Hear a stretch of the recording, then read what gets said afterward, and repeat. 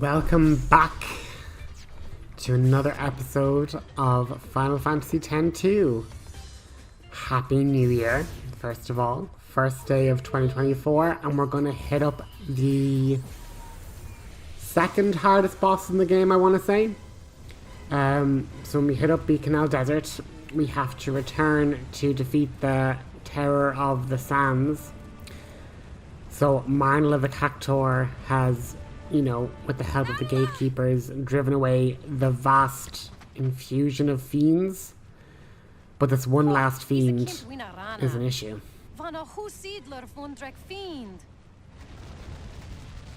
She says they're no match. We've got company.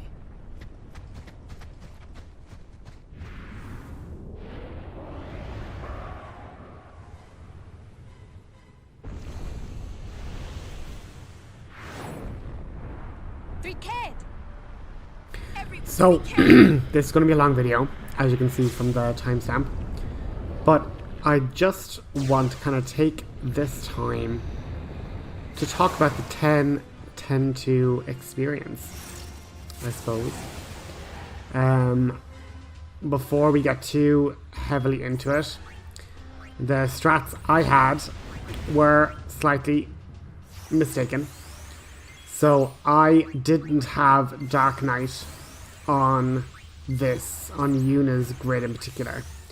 So I'm here moving through all the different grids.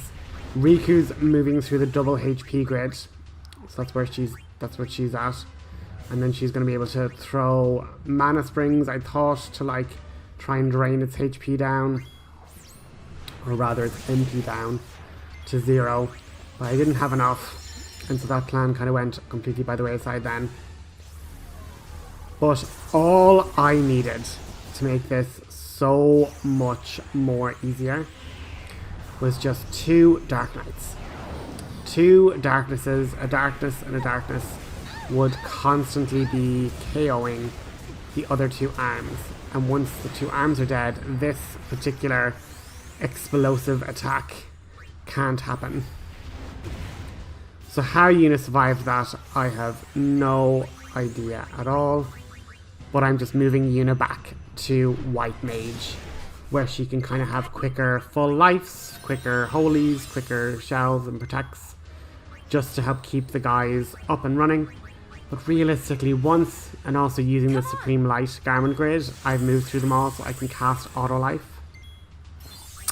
And I could have cast Hastega, but really, all we needed was this Yuna to be able to turn into a Dark Knight to use Darkness, because you can see there, full life, they only actually have 5,000 health, both of these arms of the boss. And Pain is doing about 2,000, you know what I mean, with her singular attack, and her Darkness does a good amount as well. And Yuna has haste and everything, she's able to haste the party. So it's just poor Garment Grid setup. And admittedly, I was like, oh, I'll just give this a go. I probably won't win because it is suboptimal. But I just want to see how exactly do I do, you know? And here's me even going into the thing being like, can I change to Dark Knight? No, I'm not able to.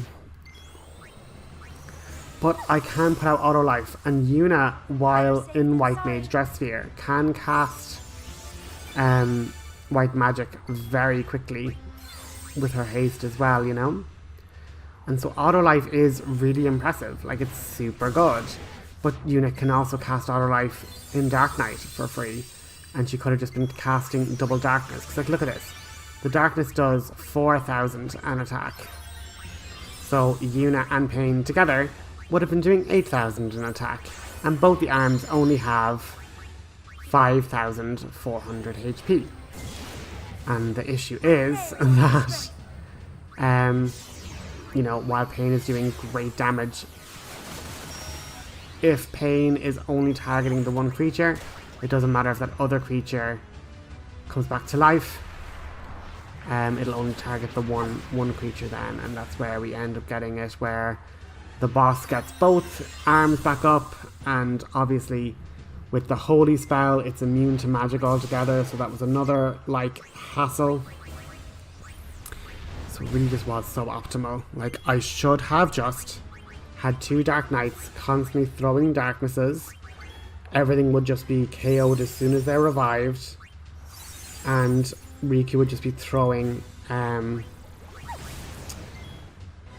mega potions, because it doesn't even matter if they're blinded or silenced, because at least for them, the Dark Knight class, they don't need their accuracy, they don't need to be unsilenced. Darkness is just a class ability. And you see, the problem is that that ability here, that can only be cast when both of the arms are alive. So when you keep one down, it's not able to do that mega ultra attack. And that's where Pain didn't have enough HP, so she's not able to do darkness. It's just very, very suboptimal. But this is the kind of loop-de-loop that we kind of throw ourselves into, and eventually the boss starts using flare as well. Like, it's a bit of a mess. But the double HP on Riku is massive. Like, she nearly has max HP, so she's able to survive an awful lot. And Holy does do an awful lot of damage, in fairness. It's just the boss has a massive pool of health. But I'm going to just take this next half an hour, I suppose, while we just watch me plow away at this boss. Just to discuss my thoughts on the series and 10-2 and what have you. And, you know, I've mentioned this in other videos. 10-2 was actually my first ever Final Fantasy game, so it always has a like special place in my heart. I remember just really enjoying the story for what it was, and just collecting different dresses and like leveling them up and like getting new abilities, and I was like wondering, oh my god, like, no pain, no gain. Again, my first Final Fantasy game, so I was just like, oh, like, Protect is really cool and Pray is really deadly, that like the White Mage is just healing constantly. So I loved the White Mage. Like, White Mage was one of my favourite dresses in the whole game. And then I never really got, when I was younger, the garment grades. Like, I just thought, oh, this one lets you hold more. But I was the type of person that just had my characters, they were in their dresses, and that was it. I just powered through with White Mage and Warrior and Berserker, or Dark Knight and Berserker, and that was kind of all I ever really used. And I wasn't like changing dress spheres, I wasn't like, you know, moving them down along. And you see, this is where if I just had 2 Dark Knights, you know, Yuna could just be queuing up darknesses constantly, and then, you know, getting to take out the 2 arms, or at least one of the arms. And it would have been a very straightforward fight. But anyway. Especially when you think about the fact that darkness would also be doing chunks of damage to the main boss every hit anyway. But it is what it is.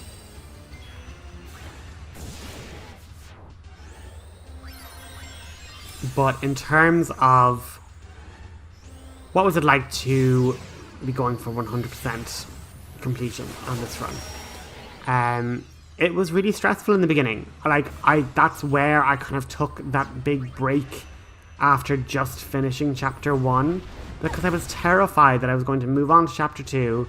I wasn't going to, you know, completely finish it, or I'd make a mistake somewhere along the way and I wouldn't get to 100%. So that's really part of the reason why, you know, this series has kind of been on and off a little bit. Now, I explained the last day, the reason why it's so on and off at the moment is because I just have 2 final quests left. I have to collect the items from the digging in the desert. So once we finish this, we can go back to digging in the desert, collecting items for the experiment in Jose Temple.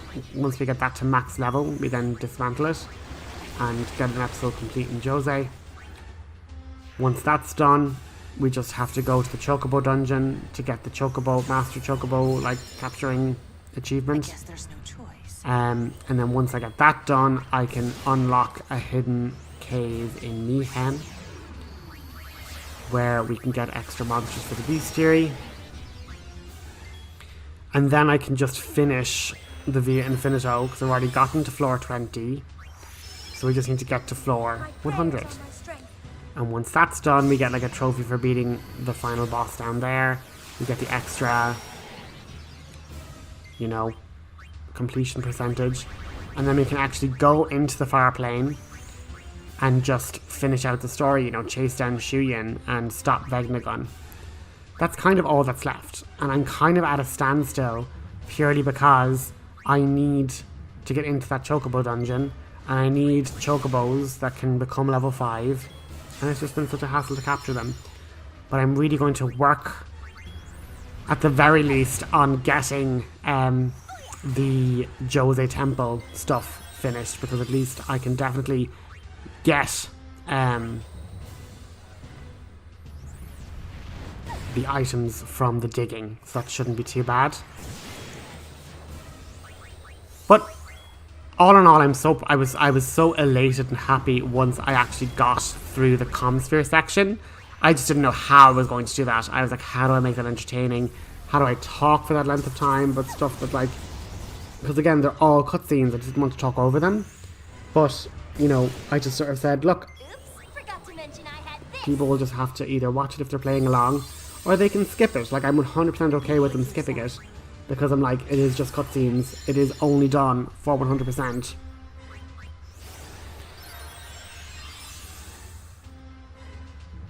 And yeah, like, all in all, it is pretty good to be like at this stage of the playthrough where I'm like, right, all we have to do now is a couple of lengthy but like not difficult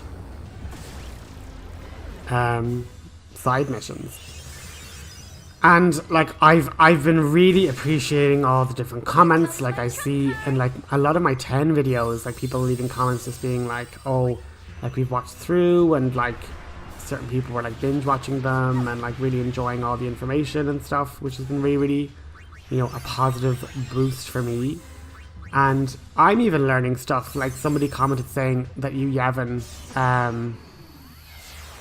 is like vulnerable to Doom. I never use Doom, I think, ever. I think I just got it for the trophy for, you know, Kamari unlocking all of his stuff. And I just, for me, that would have been such a poetic end. But no, look, I prefer the fact that Tidus is in overdrive and that's how we KO'd Yevon. But like, you know, Sin, the harbinger of like doom and destruction, being defeated by the Doom spell. I mean, there's just something like chef's kiss about that, you know? But no, I'm super just happy with all the support you guys have given me. Like, we're nearly at 100 subscribers. Never thought we'd even reach 50, let alone nearly doubling it. And like, there's lots more fun Final Fantasy content to come. Like, we're going to finish this series. We're going to start 12. Like, we've started 12. But like, that's going to be like a whole other like really enjoyable journey. Totally different combat system that I'm really struggling with. Like, oh my god, I was looking over the work that I did, or like the gameplay that I played for the next episode or two, and I finally get the gambits and I'm like, haha, I can like show off my genius. And then I just was like realizing, oh, I actually don't have a lot of the like really niche gambits, let alone abilities. But I literally thought I could be like, oh, I should make my character steal from an enemy that has 100% health, and then, you know, once that enemy has taken damage, then they won't steal from them anymore, and they'll just start attacking. And it just proved to be not as easy for me to program as I thought. So I'm gonna just have to work a bit harder to make the combat more streamlined with the gambit system going forward. But oh, I just love the characters in the Zodiac Age, Final Fantasy 12. Like, I just love the drama, the politicking, the, like, you know, scale of the story. Like, not that all the other ones didn't have scale, like Yuna's literally like rescuing the entire globe from an evil space whale. But, like, I don't know, I love the, like, the stakes in terms of, like, it's a lot more grounded, even though there's magic people and different things like that, but, like, it is just a story of, like, the human's desire to, like, conquest and rule and all that jazz. So I don't know, I just find it really interesting. I think it'll be a pretty fun game to play. So I hope you guys look forward to that.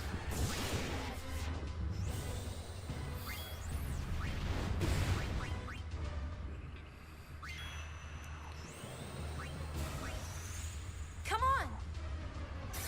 So checking back in with our fight. Yuna's dropping some hastes. And yeah, like, I don't know what I'm doing. Like, at this point I literally was like, oh, do I just keep trying to steal the MP?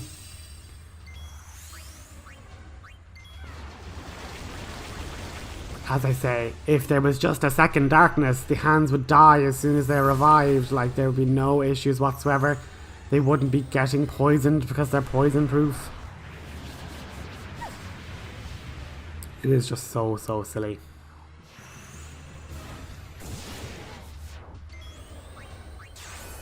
And here we have bloody confusion.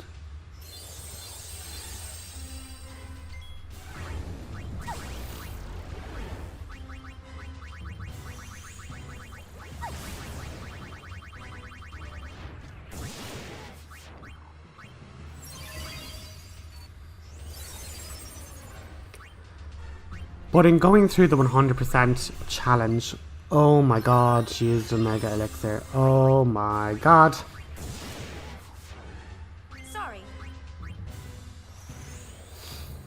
Sorry. In terms of going through this challenge, what have I enjoyed? I've enjoyed hopping back and doing certain elements that I would have never done before. So, like, sphere break. Played it the once, never went after anything else again. So, even though that was off screen, it was good to kind of go, oh, actually, I can just do this in chapter 5, or 3 rather. I can just go fight some enemies in the little underground part of the Blitzball Stadium. I can enjoy, like, the game and its little complexities. And then, yeah, I ran out of coins. I'm like, oh my god, wait. You can run out of coins? Where do I get more coins? And just having to, like, look up those little things that were questions that I would have never needed an answer unless I was going for the 100%. Now, what else is cool was just the fact that I took the time to level up all the dress spheres and seeing, like, how useful a bunch of them are. Like, the tamer, never used the tamer really ever much at all. So it was good to kind of see even the variance of the abilities between Riku, Yuna and Pain. So that was quite good. Certain cutscenes, like even getting all of the Den of Woe spheres, like that kind of required going back to Pavel before finishing chapter 3 and all, and like it just, the game is literally like, oh, beeline to Jose. And like leaving out a huge chunk of the history of Nuge, Gipple and Barreleye, where they are, why they are where they are, the connection with Pain, like all that massive story. That's really important to contextualizing the whole kind of vibe of 10-2, which is kind of moving forward through, you know, the crisis of like a whole world shift in terms of the balance of power and the ruling classes and all of that, and just seeing how Spira wants to kind of take things in a new direction and how people can just fall in line into these us versus them mentalities, you know?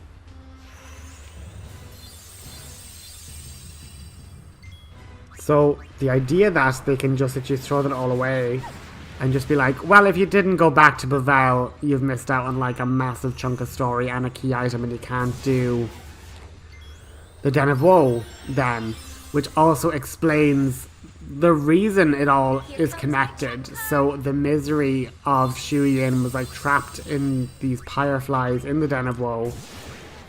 It then drives these crusaders mad, and Yevon once again is trying to like cover their, you know, backsides and trying to like kill off any evidence of these crimson squads even trying to be set up. Maester Keenock was trying to create his own personal army to try and overthrow the whole religion.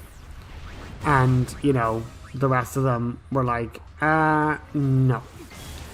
So the idea then that, you know, these four friends who were literally so excited to like start the new comm together by like defeating Sin with this Machina and everything. And then, you know, the regret of Shu Yin, the Shu Yin just sensing that all of this death and destruction is still going on, nothing's changed, people are all still conniving, backstabbing, you know, all these other horrible words. And at the end of the day, it's like, right, okay, Shu Yin then possesses, you know, one of these charismatic leaders, aims to rule Spira's youth into finding where Vegnagon is, and then in discovering that Barreleye, you know, knew where it was, possesses Barreleye, goes into the, you know, afterlife, corrupts the faith of like Yevon as well, and like turns them against the world and aligning them with fiends and stuff, and then just wants to destroy the world because humanity is too far beyond saving, and all those other platitudes that most of the destroy the world bad guys tend to relate. But like, I think the story has like a nice cyclical closure in terms of the world didn't need the archaic religious dominance of Yevon, who were trying to like control the people through fear.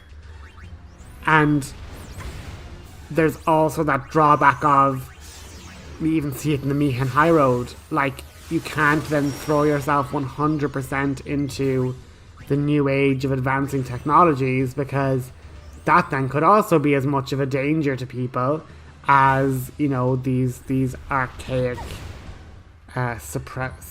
like people suppressing authorities of religion. So the powers of like technology and modern innovation, as well, you know, going too far forward too fast and making things too grander and grander and grander, can lead to just as much destructive power as the corrupt power of, you know, negative leadership as well. So Yuna's really just trying to find the middle ground of, you know, let's shake off our unhappy past, use stuff in a good and productive way, but then when you're still just seeking to use whether it's religious authority or, you know, advanced weaponry as these destructive forces, that's where everything goes pear-shaped and everything goes wrong, and, you know, we end up with, you know, really bad threats to like global destruction again, you know?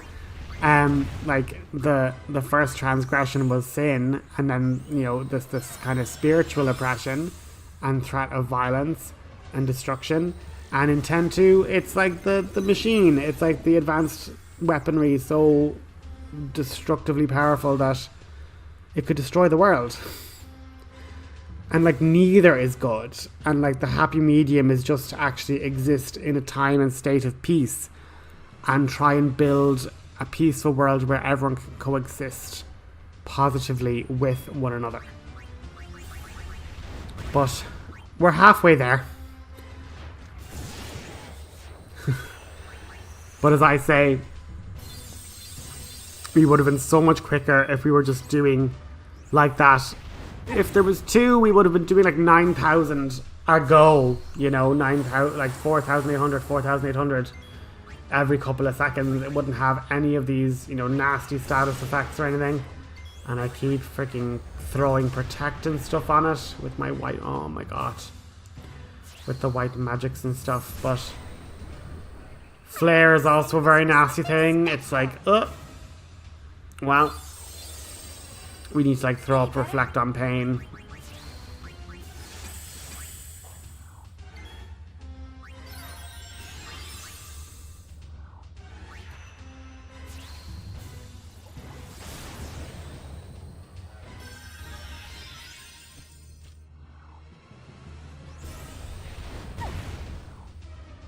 Any better?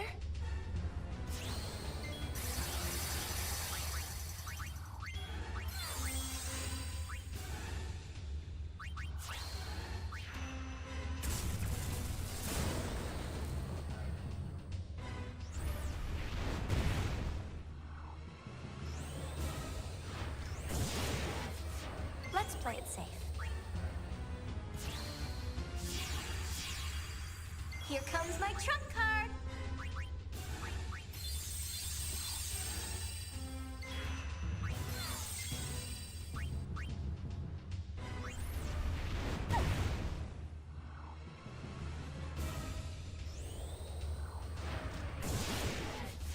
My prayers are my strength.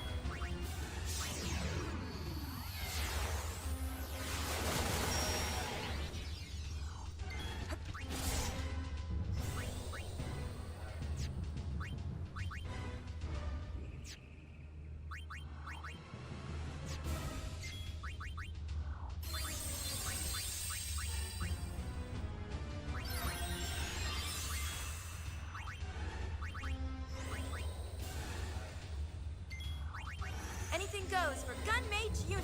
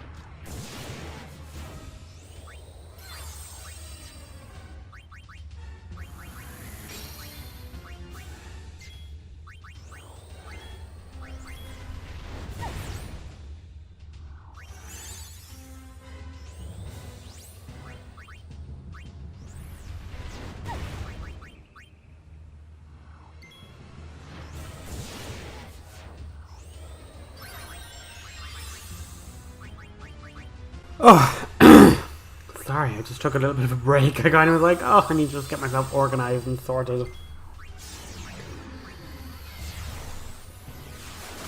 But a criticism against this game is that it transforms Yuna into a hot pants wearing, ditzy idol.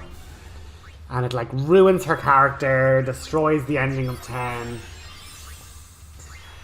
And Yuna has changed. There's no denying that. But the world has fundamentally changed.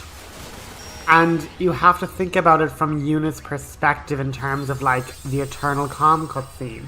No pain, no gain. Yuna was completely ready to die. Sacrifice herself for Spira to save Spira. She had no concept of a life after sin because her life was going to end. And she kind of stagnated. She did some blitzball training. She stayed on Besaid. And because she's the one that defeated sin permanently, she then is seen as just this political tool for these new people vying for power in Yevon's, disgrace and throwing down.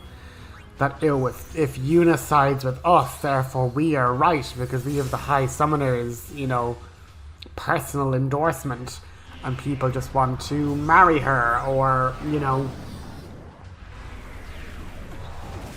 have all these different things to do with her as the High Summoner and never her as My prayers are my strength. a person. You know? And like that's like when you watch her, everyone's coming to like talk to her and asking her advice as if she has all the answers. Not that she isn't a capable, wise woman who could give spiritual direction and discernment to people if they asked. But the problem is Yuna was just being used by everyone because of what she had done for the world, obviously, but like it was never Yuna the person. It was always from, well, the High Summoner will know this, or the High Summoner should know that, etc., etc. Nothing was ever for her. And so Riku then finds the sphere of well, we now know it's Shuyin, but like of Tidus being somewhere, and like perhaps we can like find him. And this just gives Yuna this spark, because she'd been going through the motions, she's stagnated, she kind of was just, again, doing what everybody else wanted of her.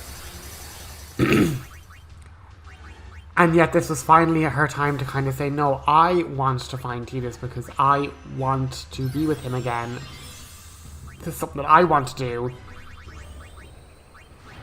This might be something that nobody else cares about. Nobody really is worried why the blonde-haired blitzball whiz kid, you know, it's like, oh, well, he just died fighting Sin. That's probably what was like said about him. And like nobody really cares. Like Tidus wasn't much to anybody, but she was everything. He was everything to Yuna. And this is Yuna finally doing something that she wants.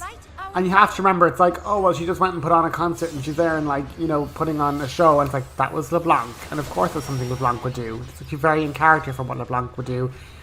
And that should be the situation where you're sitting there being like, this is strange. It's building up the fact that, yeah, this is something very out of character for Yuna. That is very strange. That she's just, you know, admittedly the song's a bop, but like, you know, the 1,000 words, the like live aid, the like bringing together of the fighting peoples of Spira and singing them this lament of like, these are the horrors of war. This beautiful couple could have like lived together peacefully, but war and, you know, violence and destruction just ripped them apart. You know, a bit like what happened with Yuna and her love, you know what I mean? And like that's the point. That's the thing that Yuna would do in terms of holding a concert, singing this song of unity, for people. So like, you know, I get frustrated when they say that Yuna's changed, when it's like, yes, she has, because she would have had to. That's part of character growth. She's now into this new world of peace that she's brought. And for chapters 1 and 2, she doesn't want to get involved. She doesn't want to get dragged in to save everything, she thinks. And, you know, she tries to just have fun, hunt spheres, find her boyfriend. And, you know, but the more deep the dark roots run, the more evil she starts to uncover, the more of a global threat to the world things start to be, with the dark faith coming back and attacking, you know, the temples and fiends pouring out and all this sort of stuff. She then helps. She becomes a friendly neighborhood Gullwings and goes to help people in distress. She, you know, fixes the Machina. She investigates why the Machina are gone rogue. She does all of these different things because that is the real Yuna. Yuna is still the selfless, self-sacrificial person that she's always been. She's just been trying to find her own voice and speak in the way that she wants for herself. In a world that has completely changed and transformed dramatically, like we've gone from one ruling theocracy to 3 factions of people, you know, trying to make a new mark on Spira's future. And all they seem to want to do is fight about it, rather than just dialogue and enjoy the fact that, yay, there's no killer space whale about to destroy an entire port town just by swimming too close to it and causing a massive gravitational pull, you know? Like, Yuna hasn't so much changed as the world changed around her and she is adapting to that changed world, but I think there's still that through line of Yuna that is still there, is still relevant, and is still important to her growth and her arc. Now what's interesting is that this game has 3 different endings. Now for the perfect run and the 100% run, we're going to get the best ending, quote unquote. So when we see that, you know, in terms of Yuna getting what she wants, you know, great. But there's other endings that maybe doesn't result in exactly Yuna getting what she wants, but there's a part of it that's really powerful in the sense that she, in like a bad ending, she learns to completely stand on her own and actually let Tidus go. We're not going to get that ending, so I don't feel bad about spoiling that. But there is an ending where she just lets him go. She's like, no, you were always with me, and you will always be with me in my heart, but I don't need you physically there to just, you know, live a good life and be happy. Let's play it safe. And I think there's a realism, I think, to the beauty of what you do to get over grief, you know? Because I think the entirety of 10 and 10-2 is a story of grief. It's grief over a world that's just stuck in a spiral of misery, and Yuna finally breaks out of that spiral for the whole world. And there's kind of a pendulum swing, you know, things get a bit too laissez-faire, a bit too, you know, crazy. Like, commercialism gone awry, you know, making Xanarkand the tourist attraction, making the Cavern of the Stolen Faith a tourist attraction. All these different things is just sort of an overcorrection of the problem. And I've said it before, I'll say it again. The other main problem I have is the fact that I didn't put a second Dark Knight on Yuna's garment grid, and she could have just been spamming darkness with pain, and we wouldn't have been getting this ultimate attack ever, and everyone would just be darknessing away and chopping away at this boss's health. So that's my bad, but it gave me time to chat to you guys just about my feeling on the 100%.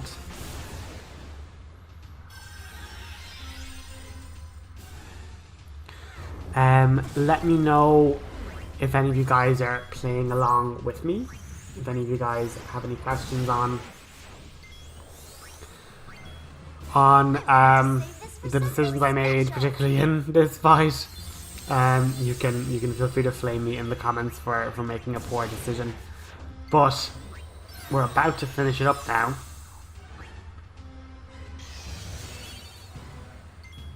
Oh no, I think there's 10 minutes left. I don't know how much of that's cutscenes. We'll just have to wait and see.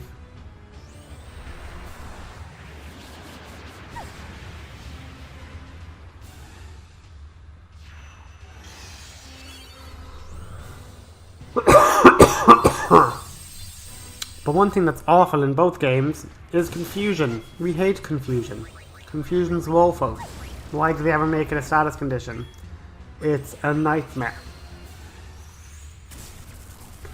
Especially in these like like in this real-time battle system where, yeah, it's not as if I can just pause and go, alright, try and remedy that. But luckily, Yuna just MP absorbed. We were fine. But that was that was hilarious because we actually beat the boss and Yuna threw a Mega Phoenix. And I was like, oh my god, if she like fully heals this boss, I'm gonna scream. But that's the boss done. Finitoed. We get a cutscene of them being exhausted. And what's hilarious is the game knows right well. The game knows there's no real way you're cheesing this. So Nadala's like, we made snacks while you were fighting. Thanks. But yeah, I've talked enough. I'm going to leave the cutscenes play. We get a cool garment grid. I'll talk to you at the next episode. It's all relative. This is Bye. compared to what happened to home. Besides, what's done is done.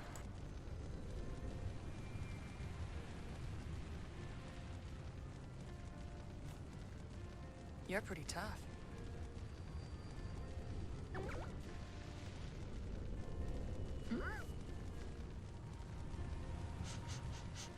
I smell something good. Hey, you're right.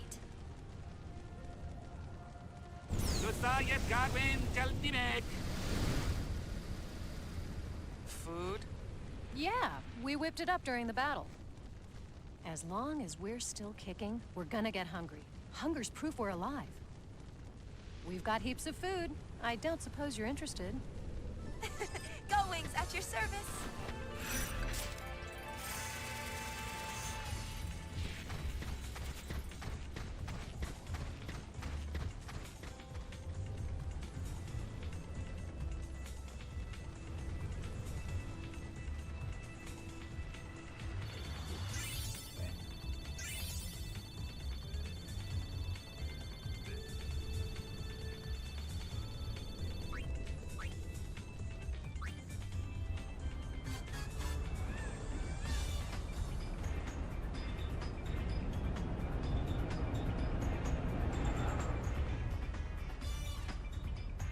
Just one other quick thing before we finish up with the outro.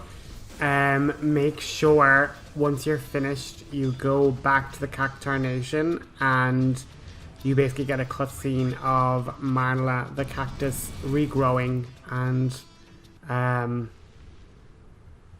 yeah, just don't miss that because you need that for 100%. But that's everything. Thanks for watching, guys. Happy New Year. Bye bye. So, I guess Marnala is gone.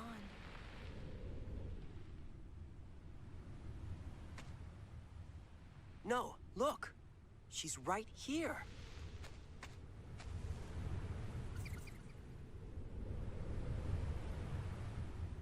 She may be small now, but give her some time and she'll grow.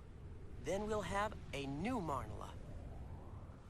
Marnala's gone, but she'll grow bigger and become a new Marnala? Huh? Oh, you didn't know? Marnala is the Cactuar word for grandma. If you say so. Well then, we look forward to meeting her again someday. Right.